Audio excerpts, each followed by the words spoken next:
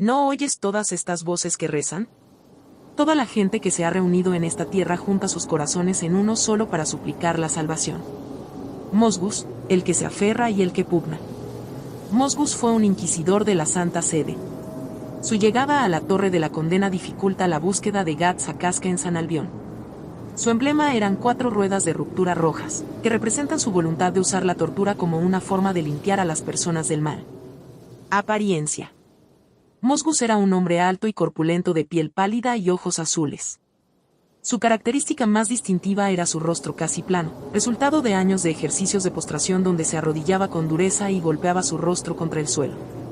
Durante sus oraciones, y cada vez que se enojaba, su rostro se hinchaba con venas infladas. Usaba un atuendo blanco con adornos dorados y una tela roja con la insignia de la Santa Sede. Por último, usaba un sombrero rojo de ala ancha con protectores para las orejas. Después de que el huevo del mundo perfecto lo convirtiera en un pseudoapóstol, su estado transformado refleja sus ideales religiosos. Algunas de las personas de la ciudad lo llegan a tomar por un ángel. Adquirió grandes alas de plumas blancas que podía usar en su forma humana. En su estado transformado completo, sus alas crecen y sus plumas se tornan grises y se endurecen dando a las alas una apariencia similar a puños cerrados. Su cuerpo quedaba completamente cubierto por las plumas endurecidas, dándole una apariencia blindada y escamosa. En el cuello tenía el emblema de la Santa Sede, simbolizando el libro que llevaba consigo y que era su punto débil. Personalidad. Mosgus era un hombre de gran celo religioso fanático. Es conocido y temido en todo el mundo por cómo usaba la tortura, incluso usando su libro con la doctrina de la Santa Sede como arma al afirmar que expresa la severidad del Dios de la Santa Sede, de quien era un ferviente seguidor. Interrogó y juzgó al menos a 500 personas usando dichos métodos, pero solo unos pocos sobrevivieron a las interrogaciones, dejándolos completamente traumatizados. Enfatizaba su religión en todo lo que hacía y actuaba con gran celo contra los herejes. Viajaba junto con sus torturadores, a quienes respetaba y trataba como a sus hijos. Reaccionaba hacia quien reclamaba la voluntad de Dios, como cuando mató brutalmente a un aldeano por decirle que sería castigado por Dios por sus actos. A pesar de saber que parecía sádico y sediento de sangre, reconocía la tristeza de causar dolor a tantas personas. No se sentía mal por ello, ya que creía que es por el bien de las personas. En su mente, torturar a una persona en nombre de Dios es un acto necesario y sagrado, viéndolo como el único método de convertir a los no creyentes hacia la luz del Señor. Esto se mostró especialmente cuando narró su parábola de la Santa Mujer y el Moribundo, donde enseñó a Farnese que cada cual tiene un concepto diferente de lo que es ayudar.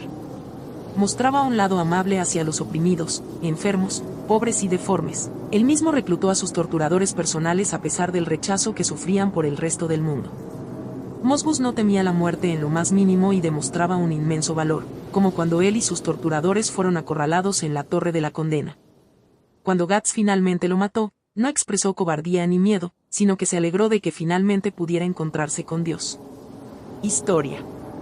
Antes de los sucesos narrados, Mosgus reclutó a un grupo de marginados y gente desfigurada y los consolaba leyendo fragmentos de la doctrina de la Santa Sede. Condena a juicio. Mosgus tomó a los caballeros de la Santa Cadena de Hierro como su guardia en su viaje a San Albión. Farnese empezó a cuestionar sus métodos, mientras que Mosgus lo veía como una forma de expresar la severidad divina. Tras capturar a Casca, tomándola por bruja ante su forma de comportarse y los testimonios de personas que la vieron con Guts, a quien asimilan al halcón de las tinieblas de la profecía, la intentó torturar en la Torre de la Condena. El estigma del maldito de Casca atrae a muchos espíritus que tomaron forma usando la sangre de los torturados, lo que hizo que Mosgus se refugiara en la capilla de la torre, donde el huevo del mundo perfecto le transformó en un pseudoapóstol junto con sus discípulos. Aún con esta nueva forma, la cual asimiló con una señal de que habían sido escogidos por Dios, Mosgus buscó parar la ceremonia quemando a Casca. Guts, quien apareció para salvar a Casca, se batió en una igualada lucha con Mosgus y sus discípulos. Poco a poco, los discípulos fueron vencidos y Mosgus finalmente cae después de que Guts encontrara el único punto débil de su nueva forma, aquella protegida con su libro de la doctrina de la Santa Sede. Mosgus aceptó su muerte ya que se encontraría con Dios tras ella, pero buscó llevar a Guts consigo, lo que éste evita con un movimiento. Apariciones posteriores.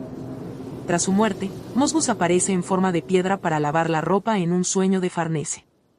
Al entrar en el sueño de Casca, Se descubre que Mosgus había sido traído desde el sueño de Farnese, y ésta es capaz de usar a Mosgus Piedra como una invocación para atacar a unos seres fálicos que atacaban a las dos jóvenes. Es capaz de lanzar ganchos desde su boca, la cual posee rodillos de tortura, para atrapar a los seres y comérselos. También la usa para alcanzar la última parte de Casca debido a su gran tamaño, alzando a las dos jóvenes al crecer desde un pequeño cubo. Ataques como pseudoapóstol. En su forma definitiva de pseudoapóstol, Mosgus da nombres a sus ataques: cañón de 1000 golpes de Dios, aliento de Dios, presión de Dios. Curiosidades. Según Berserk Guía Oficial, tiene 42 años.